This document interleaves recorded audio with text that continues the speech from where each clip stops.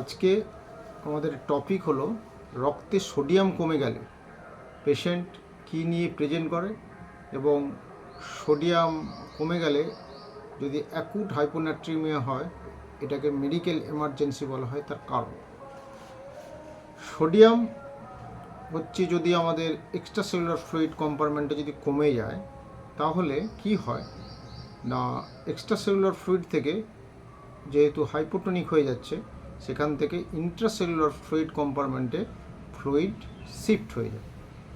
এবার পেশেন্ট কী নিয়ে প্রেজেন্ট করে হাইপোনাট্রিমিয়া হলে? পেশেন্ট প্রেজেন্ট করে যেটা নিয়ে সেটা হচ্ছে নিউরোলজিক সাইন সিমটম নিয়ে। কারণ যেহেতু এক্সট্রা সেলুলার ফ্লুইড কম্পার্টমেন্টের হাইপোটোনিয়া হয়ে যাচ্ছে সেখান থেকে ইন্ট্রাসেলুলার ফ্লুইড কম্পার্টমেন্টে ফ্লুইড শিফট হয়। এর ফলে কি হয়, ব্রেন যেহেতু একটা রিজিড কম্পার্টমেন্ট বা স্কালের মধ্যে থাকে সেখানে সেরিব্রাল সোয়েলিং হয়। দ্যাটস মিনস হচ্ছে সেরিব্রাল সোয়েলিং হলে সেরিব্রাল এডিমা হবে। এই জন্য আমরা পেশেন্ট প্রেজেন্ট করে নিউরোলজিক সাইন সিমটম নিয়ে। কি হয়, পেশেন্ট লেথার্জিক হয়, পেশেন্টের নোশিয়া ভমিটিং আসে, পেশেন্টের মাইগ্রেন নিয়ে বা হেডেক মাথার যন্ত্রণা নিয়ে প্রেজেন্ট করে।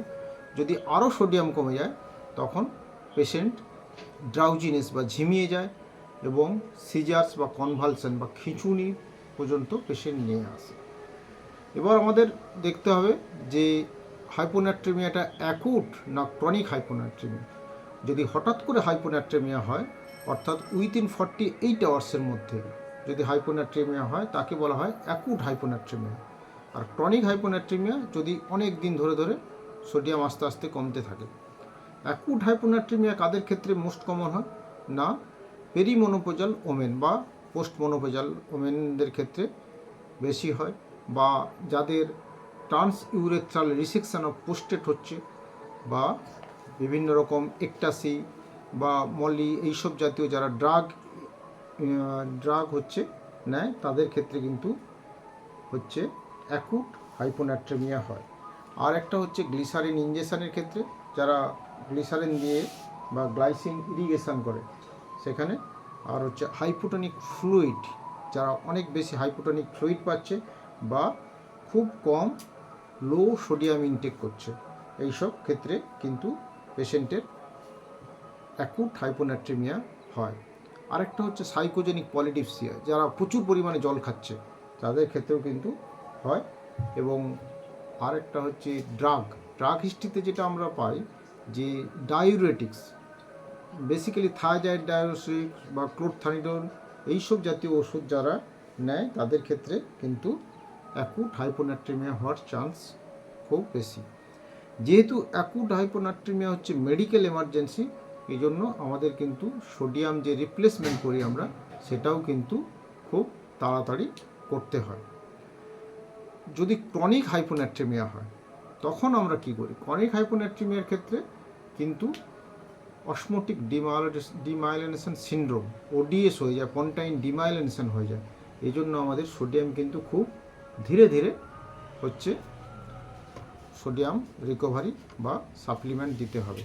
তার কারণ হচ্ছে আমাদের sodium 8 to 10 millimole within 24 hours অথবা up to 18 millimole within 48 hours এই রেটে কিন্তু রিকভারি করতে হয়, নাহলে কিন্তু অসমোটিক ডিমাইলিনেশন সিনড্রোম বা ওডিএস বা পন্টাইন ডিমাইলিনেশন হয়, তখন কিন্তু পেশেন্ট একটা ভেজিটেটিভ স্টেটে চলে যায়। এবার আমরা যেটা ডায়াগনস্টিক অ্যাপ্রোচ, কীভাবে আমরা ডায়াগনোসিস করব? হাইপোনাট্রিমিয়া তো একটা ফাইন্ডিংস যে সোডিয়াম রক্তে কম আছে, কিন্তু হাইপোনাট্রিমিয়া কত রকমের হয়?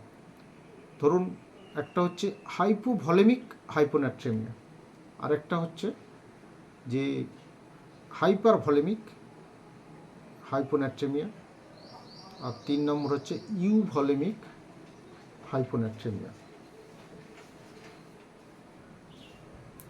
এবার আমরা আসি যে ওল্ড এজ পিপুলের ক্ষেত্রে কখন আমরা হাইপোনাট্রিমিয়া সাসপেক্ট করব, যে আমরা সন্দেহ করব যে পেশেন্টের সোডিয়াম কমে গেছে। পেশেন্ট যদি ধরুন ইনফেকশান কিন্তু একটা হাইপোনাট্রিমিয়ার মোস্ট কমন কজ।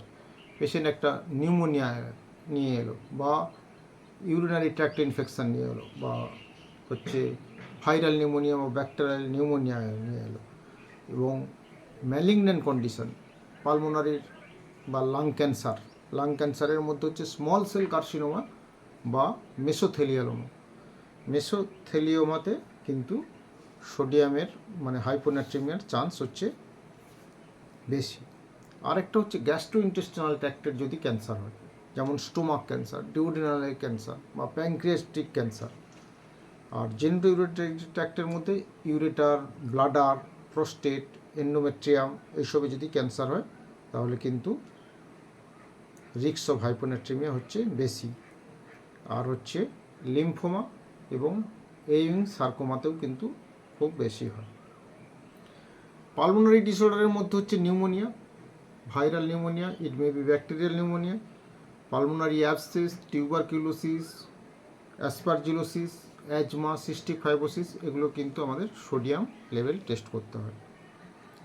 নার্ভাস সিস্টেমে যে সমস্ত ইনফেকশনের জন্য SIADH বা সিন্ড্রোম অফ ইনঅ্যাপ্রোপ্রিয়েট ডায়াউরেটিক হরমোন, সেখানে হচ্ছে CNS ইনফেকশন হতে পারে, এনকেফালাইটিস হতে পারে, মেনিনজাইটিস হতে পারে, ব্রেন অ্যাবসেস হতে পারে, এবং others cause hydrocephalus, brain tumour, এগুলো কিন্তু এক্সক্লুড করতে হয়। এবারে হাইপোনাট্রিমিয়ার ডেফিনেশনে যদি আমরা যাই তাহলে দেখব সোডিয়াম যদি রক্তে 135 মিলিমোলের কম হয় তাহলে কিন্তু আমরা তাকে বলি হাইপোনাট্রিমিয়া। ডিটেলস ইউরিন অ্যানালাইসিস করে ইউরিনারি সোডিয়াম এক্সক্রেশন ফ্যাক্টরেশন আমাদের দেখতে হয়, সেগুলো অনলি মেডিকেল যারা ডাক্তার সে তাদের জন্য প্রয়োজন। কিন্তু বেসিক আমাদের কখন সাসপেক্ট করব পেশেন্টের হাইপোনাট্রিমিয়ার কী কী সাইন সিমটম নিয়ে পেশেন্ট প্রেজেন্ট করবে, এবং হাইপোনাট্রিমিয়া কীভাবে আমরা কারেকশন করব অ্যাকুট হাইপোনাট্রিমিয়া এবং ক্রনিক হাইপোনাট্রিমিয়ার ক্ষেত্রে।